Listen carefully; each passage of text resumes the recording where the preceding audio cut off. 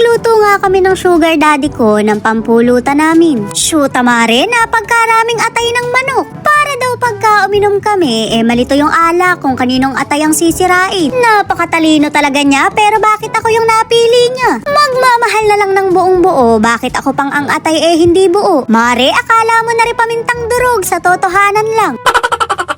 Hindi na nga daw niya ako maawat sa pag-inom, kaya ginawa na lang niya ng paraan. Grabe ka naman sa akin, ginagawa mo akong lasinggera. Occasionally na nga lang ako uminom, minamasama mo pa. Abay, hindi ko naman kasalanan na araw-araw may okasyon. Lahat kasi mari ng birthday yan, pinupuntahan ko.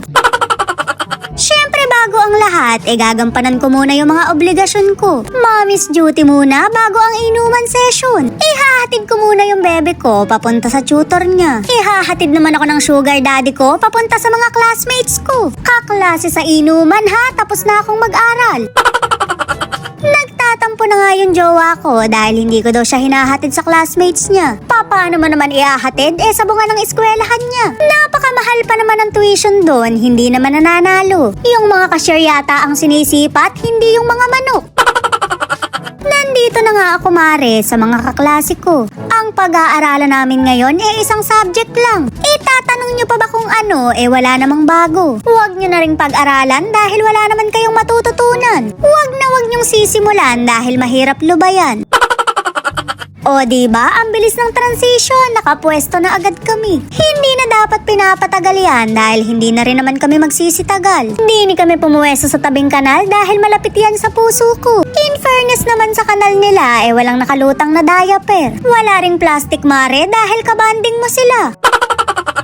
Eret, mamulutan ka muna, puro ka panonood dyan. Tikman mo kung mas maasim to o yung mukha nung kakilala mo. Pagka may konting pag-angat sa'yo, bigla na lang nangangasim yung mukha. Ang gusto yata mare, manatili kang dukha. Wala talaga tayong kaaway mare, nirarhyme ko lang. Wala namang naiinggit sa atin, guni-guni lang natin yun. Tumagay na nga ako at nakaredy na yung pulutan ko. Shoot mare, napakatapang, kayang-kaya kang ipaglaban. Nagtataka nga yung kaibigan ko kung para saan tong mga atay. Para ka ako malito yung ala kung kaninong atay ang lulusawin. Pagka yung sa amin pa rin ang pinili, di bawi na lang sa next life.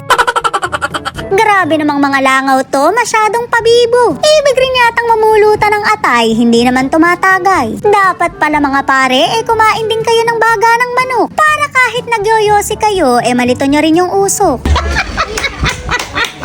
Kita mo naman siya, pumapalakpak pa sa tuwa. Napakataba talaga ng utak, basta't kalokohan. Napapansin ko nga na ako lang yung namumulutan. I-try din ka ako nila, hindi yung puro postiso ang tinitira. Ang sabi ko nga wag to at baka kainin yung atay na pinulutan namin. Shoot mare, nalingat lang ako, naubos na yung dinala ko. Hindi man lang niya kami in-inform na iraraos niya pala yung tanghalian niya.